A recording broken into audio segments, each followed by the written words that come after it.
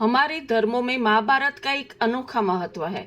आज हम जानते हैं कि महाभारत के युद्ध के बाद जब दुर्योधन मारा गया तब दुर्योधन की पत्नी का क्या हुआ। वैसे तो हम महाभारत में देवी सत्यवती, देवी कुंती, देवी माद्री, देवी गांधारी और द्रौपदी जैसी महिला पात्रों के बारे में ही ज्यादा जानते हैं, लेकिन आज हम जिस किरदार के बारे में बात करने जा रहे हैं उसके बारे में शायद ही कोई जानता होगा।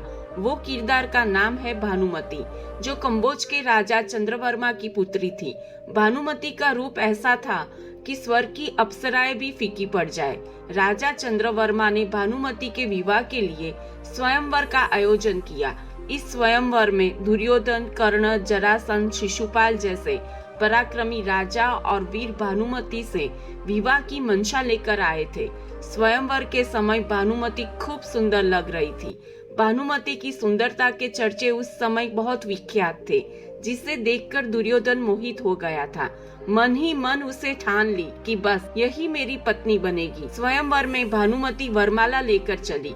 दुर्योधन को लगा कि भानुमति उसके गले में वरमाला डालेगी, लेकिन वो दुर्योधन को देखकर आगे बढ़ने लगी। ये देख दुर्योधन क्रोधित हो गया और भानुमति का हाथ पकड़कर जबरन उसने माला अपने गले में डलवा ली थी। उससे बहुत राजाओं ने उसका विरोध किया, तो दुर्योधन ने उन्हें युद्ध की चुनौती दे डाली। दुर्योधन ने विरोध कर रहे सभी राजाओं को अंगराज कर्ण से युद्ध करने की चुनौती दी थी। कर्ण का नाम सुनकर सभी राजा पीछे हट गए थे। उसके बाद दुर्योधन ने भानुमति से विवाह कर लिया था। हालांकि वो भानुमति को एक ही नजर में देखकर चाहने लगा था, इसीलिए विवाह के बाद भी खूब प्रेम करता था।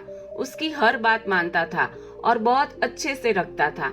भानुमति से दुर्योधन को 2 जुड़वा बच्चे थे, एक पुत्र जिसका नाम लक्ष्मण था और एक सुंदर पुत्री जिसका नाम लक्ष्मणा रखा था। लक्ष्मणा भी भानुमति की ही भांति बेहद सुंदर और चतुर थी। जब वह बड़ी हुई तो दुर्योधन के न चाहने पर भी भगवान श्री कृष्ण और जाम्बवती के पुत्र सांब से लक्ष्मणा का विवाह हुआ था। दुर्योधन को भले ही खलनायक के रूप में दिखाया जाता है, लेकिन दुर्योधन की सबसे बड़ी अच्छी बात ये थी कि वो जिस पर भरोसा करता था उससे कभी नाराज नहीं होता था और उसे कभी गलत नहीं समझता था। दुर्योधन भानुमति और कर्ण पर बहुत विश्वास करता था। एक बार कर्ण और भानुमति शतरंज खेल रहे थे। दुर्योधन के आने की खबर सुन भानुमति जाने लगी।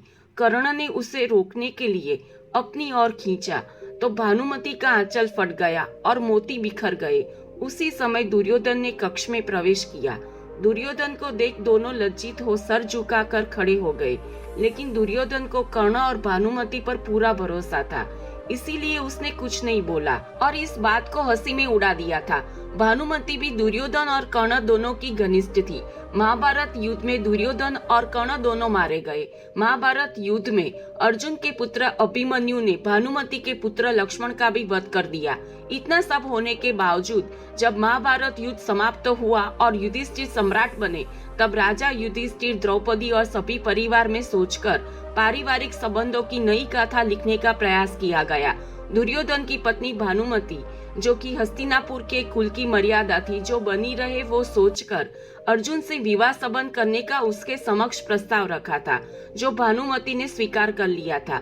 दोस्तों, इस तरह दुर्योधन के मारे जाने के बाद दुर्योधन की पत्नी भानुमति का विवाह अर्जुन के साथ हुआ था। आप क्या मानते हैं? भानुमति के साथ जो कुछ हुआ वो ठीक था? कमेंट करके जरूर बताइए।